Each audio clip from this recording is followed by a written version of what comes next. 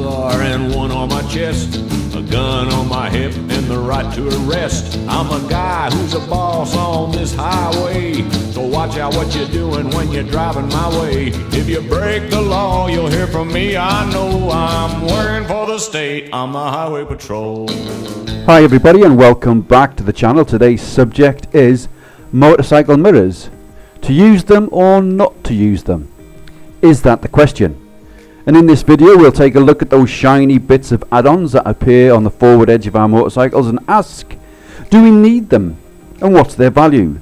And we'll take a look at how a typical biker, an expert rider and an experienced rider use these items as part of their decision-making processes whilst out on the public roads. But first of all, let's ask the question, where did rear view mirrors come from? We need to go back to the early 1900s, where an inventor called Elmer Berger in America first patented the rear view mirror for road-going vehicles, and this was in 1921. And he named the devices the Cop Spotter. I bet he paid a bob or two for that patent. And also at this time it was common for lady drivers to use their makeup mirrors to keep an eye on the traffic from behind. And this mirror device was also introduced into IndyCar 500 racing by an American racer, Ray Harroun, who in a bid to save weight of his vehicle to go faster, ditched their ride-along mechanic, whose secondary job was rear observation to inform the driver of what was going on behind. And the earliest reference to any road-going vehicles has been listed as early as 1904. So here we are today with these devices on our motorcycles. So do we really need them? Do we have to have them? And are they of any use on a motorcycle? The Department of Transport, publishing the Highway Code, updated July 2022, reads at rule number 88 under manoeuvring, you should be aware of what's behind and to the sides before manoeuvring. Look behind, it states. Use your mirrors if they are fitted. The key word being if. And the Department of Transport information for rear view mirrors on all road-going vehicles in its entirety does not include information for the inclusion of mirrors on motorcycles on the public roads at all. The regulations of 1986 mandate there is no legal requirement to put mirrors on your motorcycle. So what happens to mirror signal, mirror maneuver? The greater majority of manufacturers today will have provided motorcycles for the UK market under EU regulations with two mirrors fitted, and it's taken as norm that they are useful.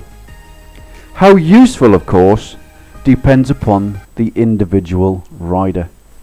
So let's have a look at what could be deemed as a random and typical rider, I suppose you would say. And looking from the film footage, it'd be fair to assume that the camera is mounted on his chin piece of his helmet to give us an idea as to where his head is pointing at what time, as he's shown his courteous nature towards the cyclists and has no concern really what's going on behind him. So he is the king of his own road, and he probably spends the greater majority of his time looking at a fixed point in the road ahead for any obstacles or hazards coming towards him, and less time actually being aware of what's behind him, probably due to his speed. Having said that, he does take this rather courteous moment to be respectful to the horse riders, so thumbs up for that point, although I'm not sure if he did use his rear view mirrors before he slowed down. So there we have it, a typical rider enjoying himself, riding out for the day, not really concerned about what's going on from behind. So let's take a look at what our friends at IM Road Smart say about the use of mirrors, and I think we go to page 15 on number 2, and it says consistently use their mirrors and check for potential blind spots, and mirrors should be used throughout the IPSCA stages. Now they use the word consistently to be consistent, so that means you are to achieve a standard, but there's nothing here to suggest what the standard might be.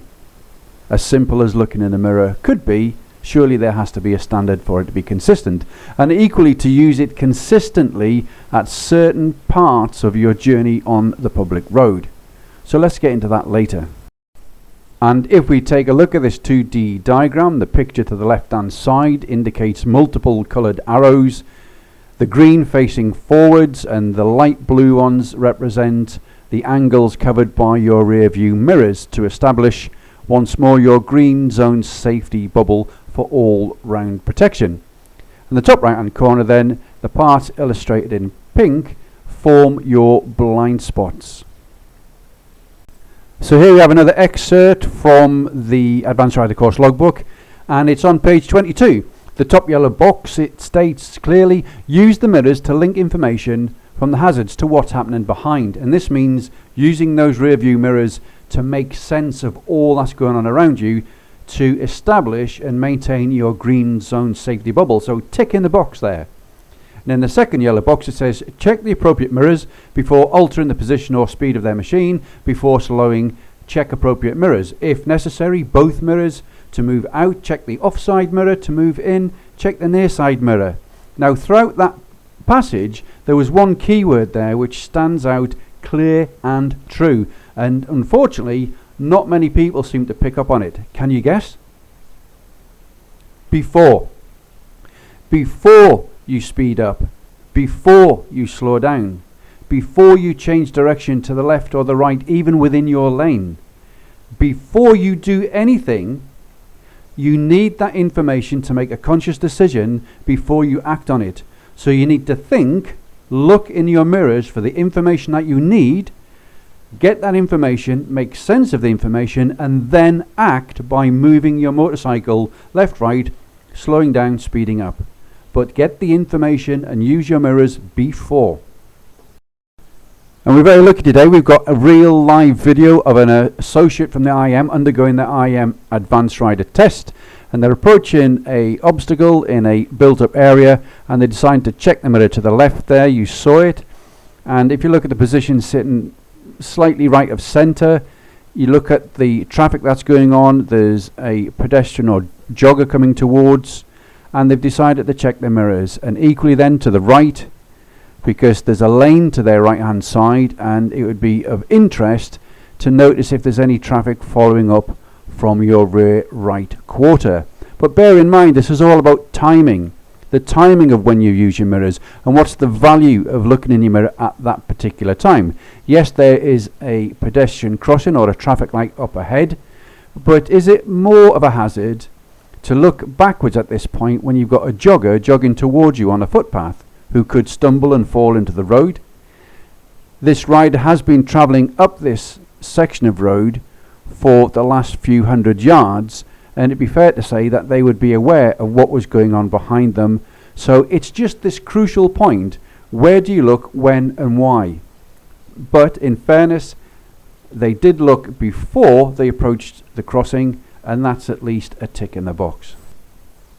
And the rider then continues, and it seems we've mentioned timing. There's one part I don't enjoy, is this moment here where they looked to their right shoulder for the blind spot, and they decided to swerve around the silver car that was turning left rather than just slow down and let that car make its progress. And in doing so, they've gone over to the far part of their lane towards the black car that's coming towards to turn right across them in this crossroads.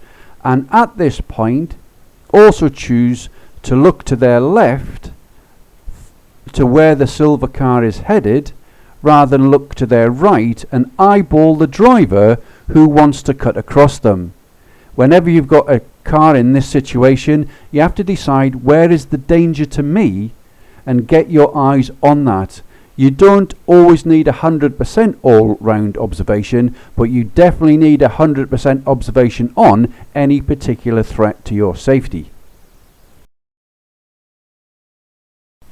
So now we take a look at a slightly more experienced rider in the outside lane of a dual carriageway in position 2, having checked rear view mirrors for the cars sitting behind, contemplating moving into the left-hand lane for left-hand exit.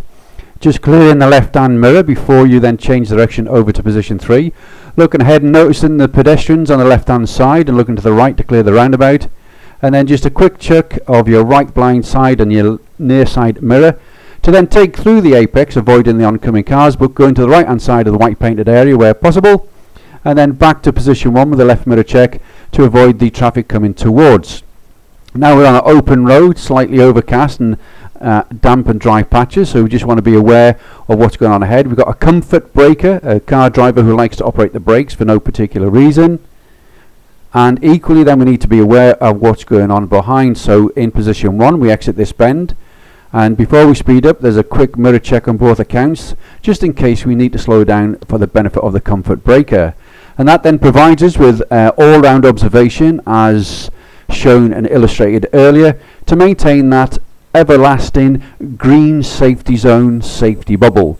Because as we ride along, we always want to be safe at all times, and as long as you endeavour to try and gain your information before you need to act, then you can help to maintain your safety bubble. And if your safety bubble is robust, you will be safe, and if you're safe, you're happy, and if you're happy, then you're likely to return home. And isn't that what it's all about? So I hope you've liked this video, and if you have, then please like and subscribe, and ride safe, think safe, and search for information before you need to act. Take care, and I'll see you on the next one.